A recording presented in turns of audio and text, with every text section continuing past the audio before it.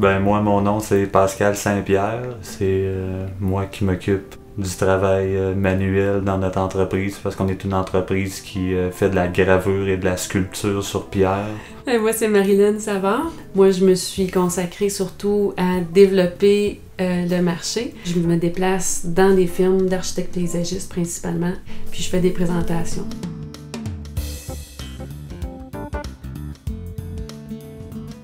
Je m'appelle Lynn Blais. Ici, c'est mon conjoint André Girard. Tous les deux, on a décidé de partir un café-boutique et en même temps qu'un gîte qu'on a appelé la Maison Jacob. On l'a fait à l'intérieur de bâtiments anciens. C'est quelque chose auquel on tient beaucoup, la préservation du patrimoine.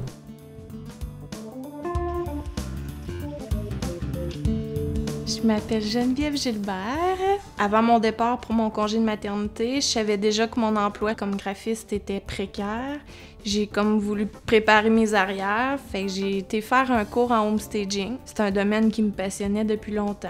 Puis pour bien me préparer pour ce job-là, j'ai eu l'idée d'aller suivre le cours de lancement en entreprise pour évaluer la faisabilité de mon projet.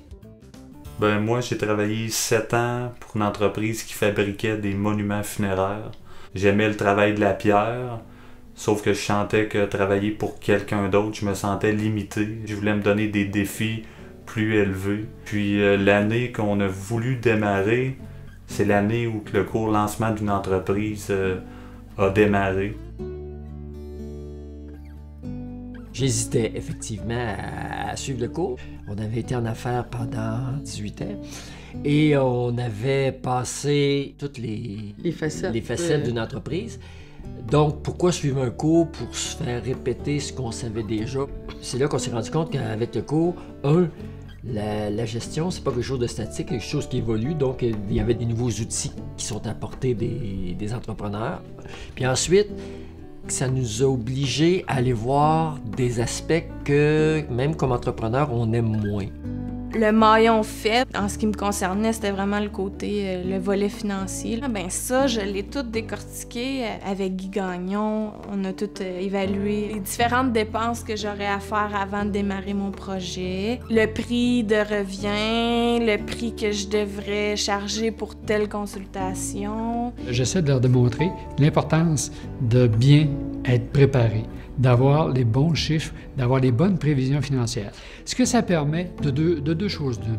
Où la personne se dit « Oui, mon projet, plus il avance, plus il se tient, plus je pense que ça peut être faisable et rentable. » Et ça, avec l'aide de tous les autres cours, on s'entend. Mais ça leur permet aussi que des fois, le rêve qu'ils avaient, ils pourront peut-être pas le réaliser, puis qu'on dise « Bon, regarde, je vais réorienter mon projet ou je vais le changer complètement, ou yes, je continue, là, je sens que je suis dans la bonne voie et que c'est réalisable. » Il n'y a pas seulement l'aspect théorique, il y a vraiment l'aspect coaching. Parce que, naturellement, au départ, on peut avoir tendance à s'éparpiller. Parce que là, avec le plan d'affaires qu'on a préparé avec Jacques, bien là, on était obligé de le mettre sur papier, avec des mots. C'est ça que je veux faire. C'est sûr qu'on a passé à peu près 3 mois intenses à travers le cours, à la maison, les soirs, les fins de semaine pour réussir à monter un plan d'affaires qui était vraiment complet. Ça nous a permis de ramener nos idées, avoir une idée plus claire de ce qu'on voulait faire, puis aussi au niveau des prévisions, hein, de se dire dans le temps, bon, ben, ça va ressembler à quoi au niveau de la rentabilité. Puis par la suite, de pouvoir présenter notre projet à des financiers pour avoir du financement, finalement.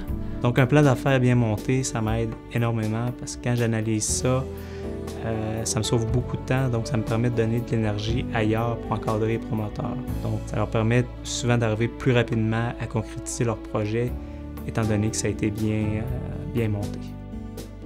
Au fur et à mesure qu'on élabore notre plan d'affaires, on trouve des réponses à nos questions. Et moi, c'est ces réponses-là qui ont fait en sorte que je me suis rendu compte que la faisabilité de mon projet était plus ou moins réalisable au moment où je voulais lancer mon entreprise. Je pense pas que mon projet est pas bon, c'est juste que dans mon cas, il faut que je le retravaille. J'étais pas prête à lancer mon entreprise à ce moment-là, mais puis tu sais, peut-être que je la démarrerai jamais, mais le cheminement en tant que tel, ça m'a aidé énormément. Même si on pense qu'on a pensé à tout, il y a une différence entre la théorie et la pratique. Autrement dit, il y a des obstacles qui se présentent différemment et qui nous détournent. Le plan d'affaires, c'est justement, il nous ramène à notre objectif du départ. J'ai tendance à être impulsive, que je pars. D'un coup, oh, non, il me semble que c'était pas ça. On va revoir. Ah non, non, par là. Ça veut pas dire que ce plan-là est statique, on n'a pas le droit d'y toucher, mais il reste que c'est important d'y revenir. D'y revenir pour garder la ligne directrice.